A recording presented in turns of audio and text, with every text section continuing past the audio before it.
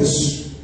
E eu penso o seguinte, que muitas das vezes nós estamos aguardando, muitas das vezes nós achamos que ser feliz é ter uma vida material próspera, ter dinheiro no banco, ter muitas propriedades, e nós sabemos que a essência não é essa. A essência é ter Deus como o comandante, como o general, quem é aquele que comanda na sua casa e na sua família.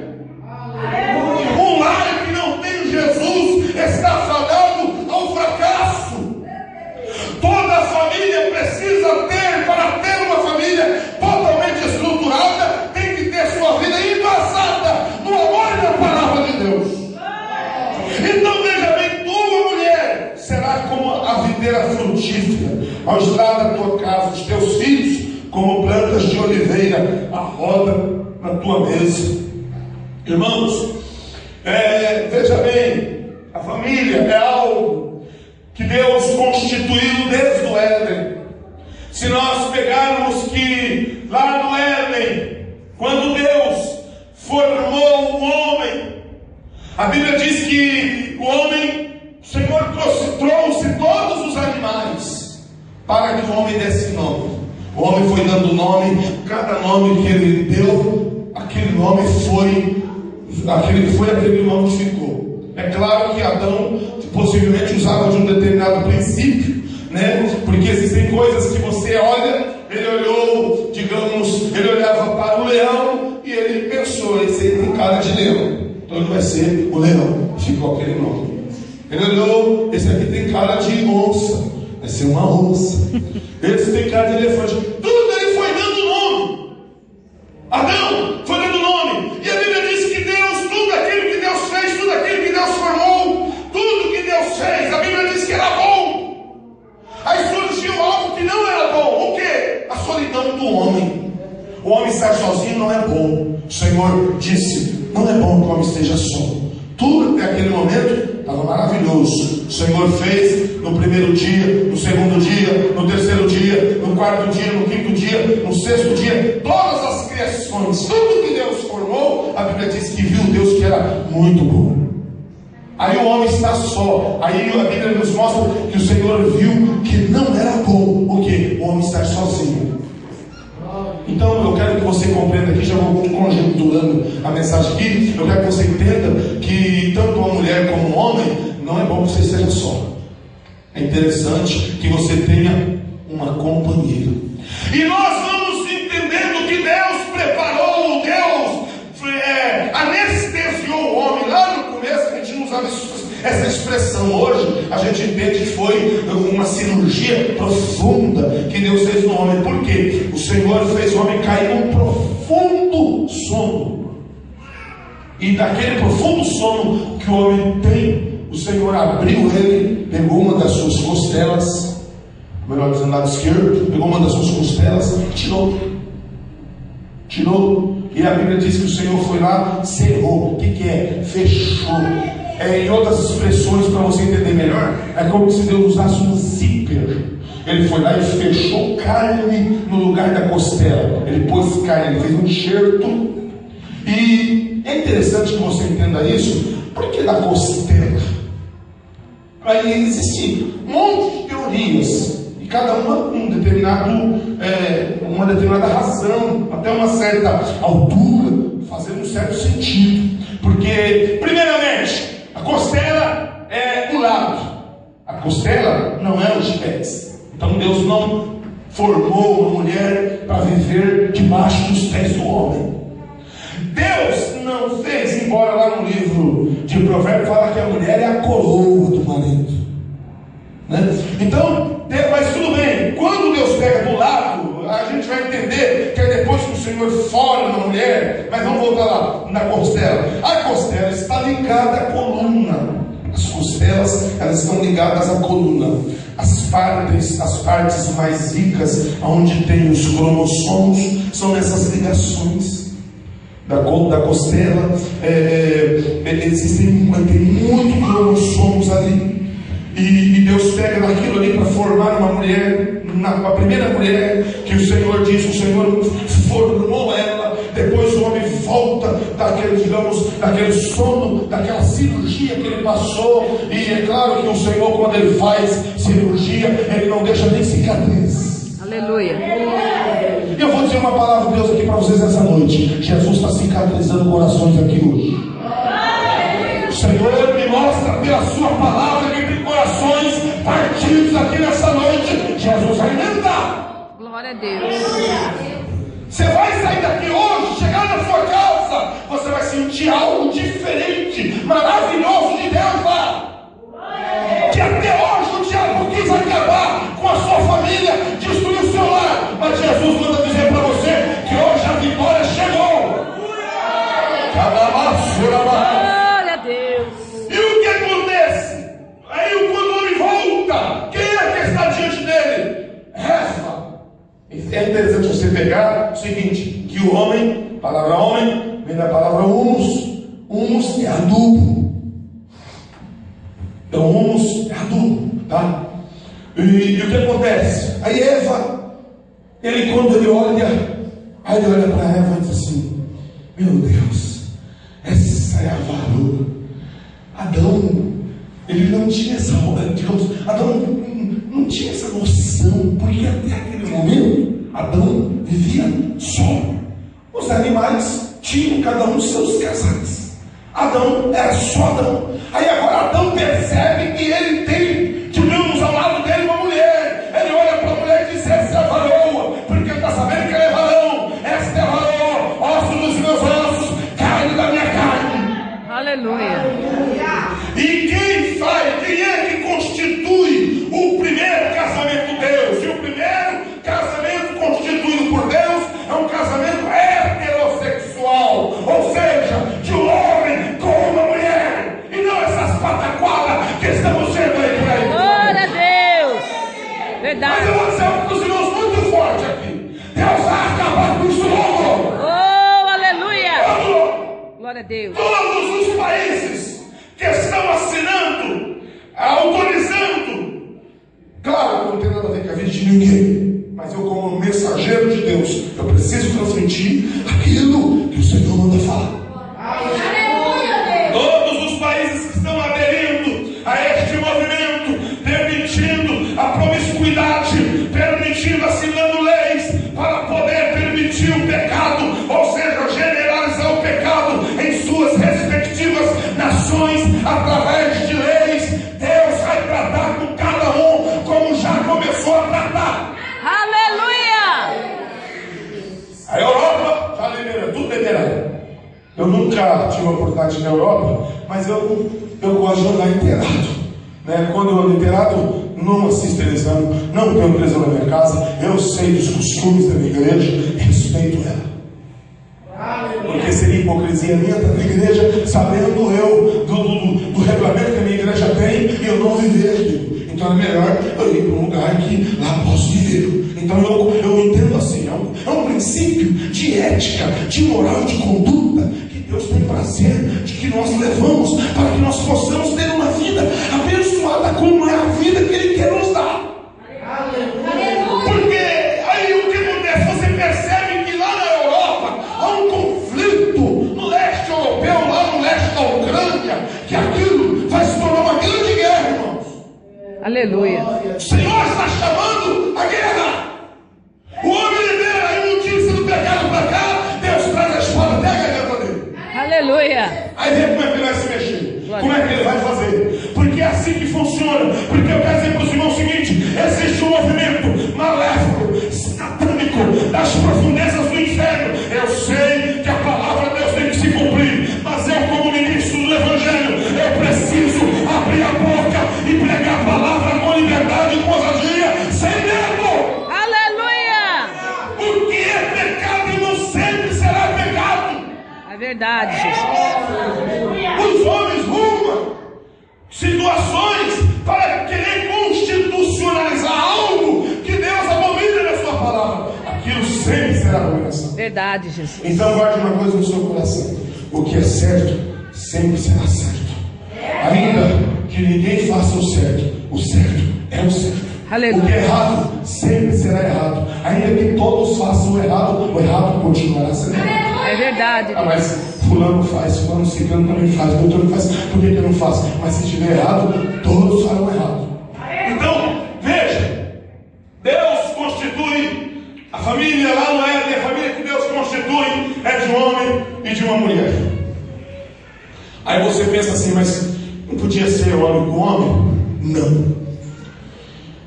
Não poderia ser mulher com mulher? Não. Senão ele teria feito isso. Verdade. É um homem e uma mulher. Glória a Deus. E se você pegar no âmbito biológico, no âmbito social, uma mulher é totalmente diferente do homem. Mas é uma coisa, irmãos, que existe aí dentro uma perfeição. Deus fez um negócio tão bem feito, tão perfeito, tão bonito, tão bonito.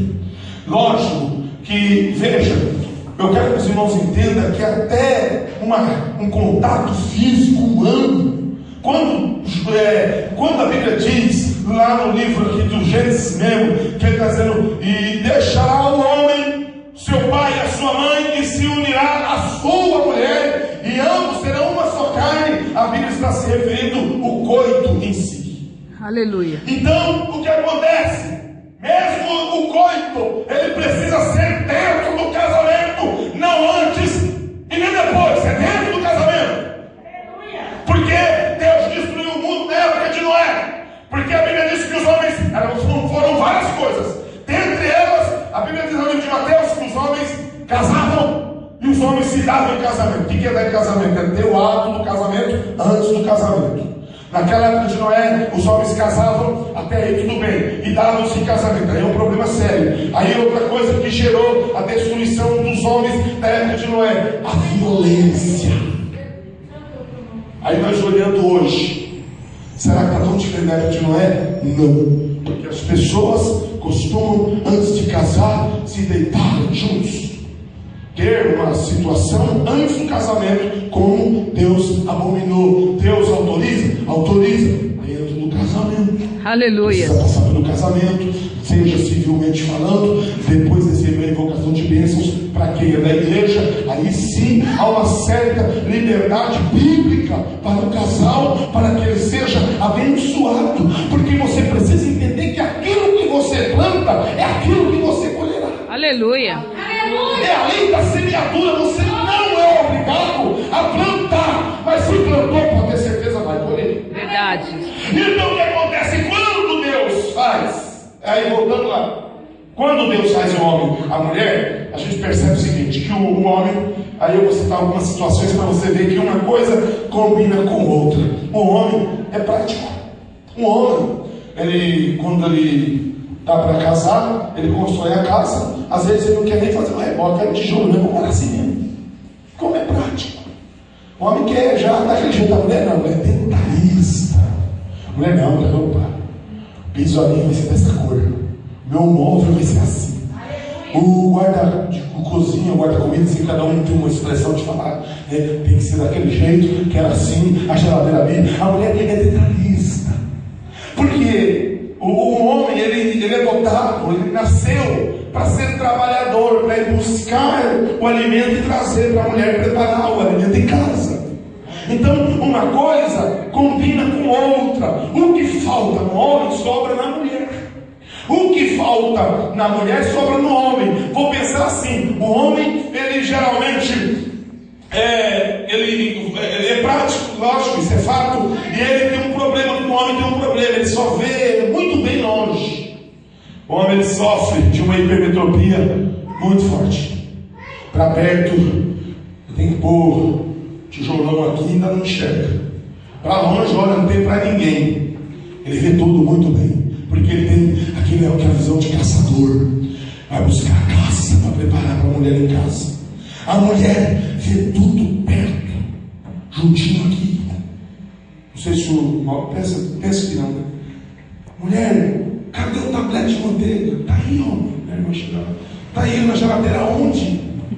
Está aí, você está com a geladeira aberta, olhando aonde que você pôs. Ela diz: aí, só que o céu. Puxa, não está nem vendo. Porque a mulher vê perto, a mulher vê coisa que o homem não vê. Aleluia. Você percebe? Como já que é a estrutura familiar, então entra nessa área. Então, você já percebeu que Deus fez uma coisa perfeita? Aí imagina dois homens vendo longe. Não vai dar certo. Imagina duas mulheres vendo só perto. Vai bater, vai chorar. Aí o que acontece? A mulher, ela tem, eu gosto de falar essa expressão, né? Um radar biológico. Parece que aquele radarzinho grande. O homem consegue, o homem diz assim: olha, eu vou comprar tal coisa. A mulher diz: não, não compra não.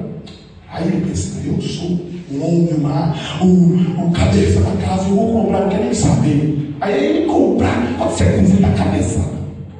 Aí a mulher diz: eu falei pra você, não te avisei?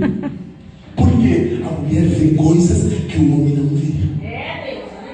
Entendeu? Então eu quero que você entenda o quê? Que Deus abençoe a família, para que a família cresça robusta, para que a família seja uma bênção. Precisa ter dois princípios básicos. Básico do básico. Primeiro, temer a Deus. Segundo, andar nos caminhos de Jesus. Aleluia. Outra coisa, o teu filho, a tua filha, ela vai se espelhar em vocês dois. É vocês que serão os primeiros professores de casa, que serão das primeiras aulas para o seu filho e para a sua filha. É o pai e a mãe. É verdade. Eu percebo nas igrejas que a gente anda por aí, que as mães chegam só os filhos na igreja e vai correr para lá, corre lá. Como que se a igreja fosse, digamos, um lugar para educar os filhos, e não é. Quem tem que educar o seu filho é você. Aleluia. É na sua casa. É você que tem que sentar com ele: ó, nós vamos para a igreja, nós vamos adorar a Deus, nós vamos buscar o Senhor dos céus, da terra, o Deus que fez o mar, o Deus que fez a Via Láctea. Nós vamos adorar lá, e você vai sentar, vai ficar quietinho. Aleluia. Porque você precisa compreender que existe uma ética. Existe uma ética, existe uma regra que ela não pode ser quebrada, ela precisa ser respeitada. E eu posso dizer para os irmãos aqui nessa noite que Deus está aqui para abençoar as nossas famílias. A tua família será uma bênção, o teu esposo será uma bênção, a tua filha será uma bênção, o teu filho vai passar em todas as faculdades, será uma bênção. Deus vai abençoar o teu lar, a tua família, você será feliz, porque essa é a promessa de Deus para aquele que o tem e anda nos seus caminhos. Aleluia. Glória a Deus. Que eu aprendo nessa palavra? Eu aprendo várias coisas. Que a pessoa que tem o Senhor, que anda nos caminhos do Senhor, tem a sua esposa, que é uma bênção na sua casa. Os seus filhos serão uma bênção. A roda da sua mesa, como é que é lá na sua casa? Na hora de vocês jantarem, na hora de vocês almoçarem, vocês comem juntos na mesa? Ou um come na cozinha, o outro no quarto, o outro na sala e o outro lá fora. Como é que é? Precisa termos. Veja, eu vou dizer para os irmãos, eu tenho o meu filho, a irmã conhece, o nosso irmão Maurício conhece, eu acho que um ou outro que deve conhecer, tem 19 para 20 anos, ele está lá agora, hoje é culto como cidade, Deus abençoe. Ele está lá, hoje é culto como cidade, então ele está, digamos, no culto. Mas nunca eu cheguei para ele e disse: olha, você tem que ir na igreja, você é obrigado a ir na igreja. Nunca. Todas as vezes que ele foi na igreja, ele foi de livre e de espontânea vontade. E eu louvo a Deus que ele estava fazendo parte, toca na igreja, quando tem uma oportunidade, ele prega. E eu fui um dia, ele estava numa campanha, e eu fui na campanha com ele, e eu cheguei na conclusão que eu precisava estudar mais a Bíblia, porque o homem estava pregando demais. Aleluia. Falei: meu Deus do céu, estou longe. Aí eu falei: estou longe, vou ter que buscar mais. Então o que acontece? Os filhos têm uma concepção de Deus a partir do pai, a partir da figura do pai, a partir da figura da mãe. Então você tem o seu filho que não é crente, você não tem que pegar ele pelo colar e pelos colarinhos e dizer: você vai à igreja comigo hoje na barra, porque você pode ter certeza que ele nunca será um crente firme. Ele precisa simplesmente servir a Deus. Você precisa incutir na mente dele, inculcar, como diz a Bíblia lá no livro de Números, ou melhor dizendo, no livro de Deuteronômio. Você precisa inculcar na mente dele os ensinamentos da palavra de Deus, sem forçar a barra. Ele precisa ter, porque a partir do momento em que a família, os dois, o homem e a mulher, se respeitam em casa, o seu filho, ele está vendo tudo aquilo ali para ele será uma escola, o seu filho será uma bênção, vai ser uma família abençoada, porque ele sabe que ele vai se espelhar no pai e na mãe. Aleluia. Uma família estruturada é uma igreja estruturada. Uma família desestruturada é uma igreja desestruturada. Glória a Deus. Se a igreja, se a família não está bem, a igreja não estará bem. Ou seja, a igreja não estará bem. A igreja, a família bem, igreja abençoada. Família abençoada, igreja abençoada. Quem pode compreender, diga amém. Então veja bem, a Bíblia nos mostra o seguinte, nesse livro dos Salmos, uma outra coisa. Eis que assim será abençoado o homem que teme ao Senhor. Assim será o homem que... Como assim será abençoado? Sua família vai ser uma bênção. Você vai chegar em casa, sua esposa estará esperando você com um sorriso. Ela estará esperando com a mesa arrumada. Porque tem pessoas, assim, lógico, eu não quero dizer, nem mostrar para os irmãos que eu sou machista, nada disso. Mas tem mulher que é uma bênção. O homem chega cansado, confuso do trabalho. Às vezes o patrão pegou no pé dele, ele está com a cabeça cheia. Aí a mulher chega lá e acaba de achar mais dentro da cabeça dele. Tem que ter, irmão, uma sabedoria da parte de Deus. Porque quando você chega, primeira coisa, uma mulher, ela precisa deixar a casa bonitinha, arrumadinha, perfumada, cheirosa. Não só a casa, mas a pessoa em si, para dar uma recepção. Porque veja bem, primeira coisa, quando se casa, aí o homem geralmente nos primeiros dias, nos primeiros meses do casamento, geralmente a mulher já faz o café e deixa na mesa. Aí o homem levanta para poder ir trabalhar, ela levanta junto, ela vai até o portão, enquanto ele não dobra a esquina, ela não entra. Vai passando-se o tempo, vai passando-se os meses, os anos vão chegando, aí ela deixa de ir ao portão, ela só faz o café, e quando ele sai, ela fecha a porta.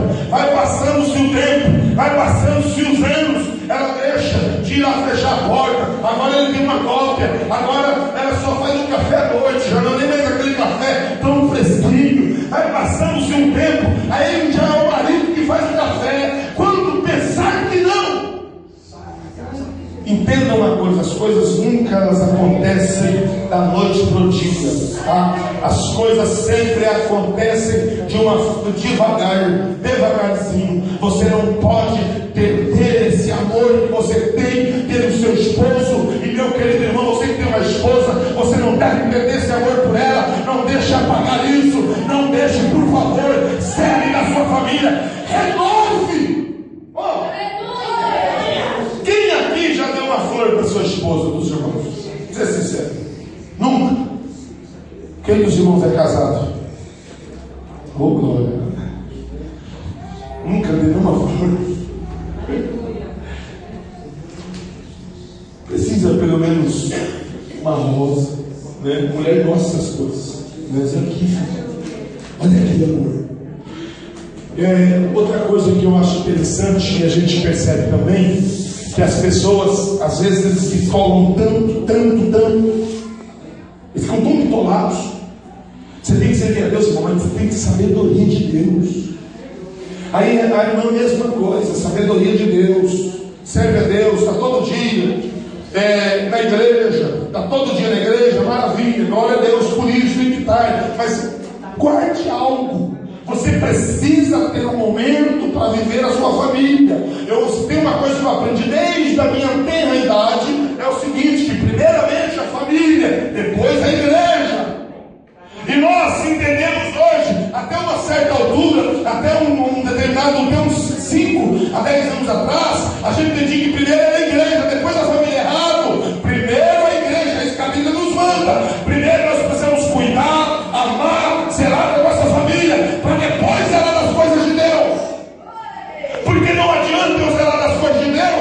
deixar minha família de qualquer jeito. Não há uma aprovação de Deus aí.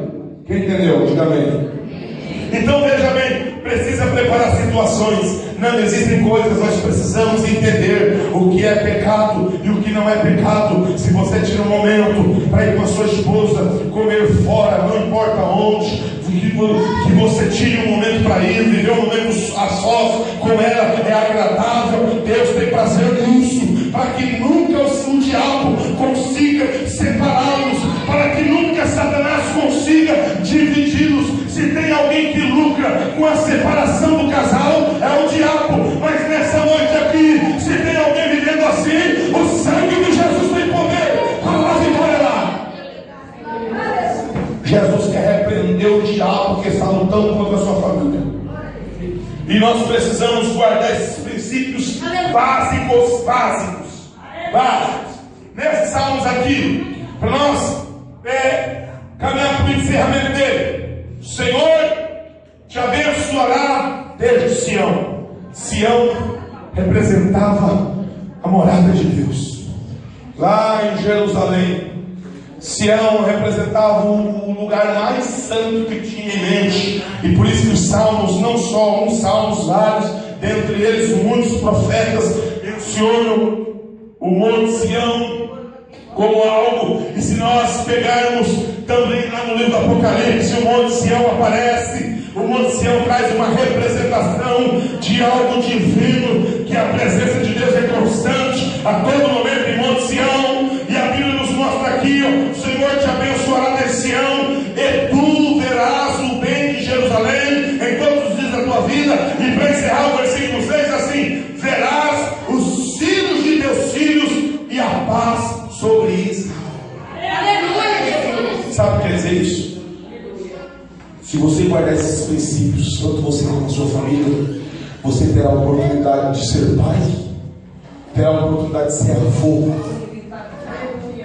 Ou seja, em outras palavras, você terá a oportunidade, digamos, você terá a oportunidade você não vai partir para o Senhor novo.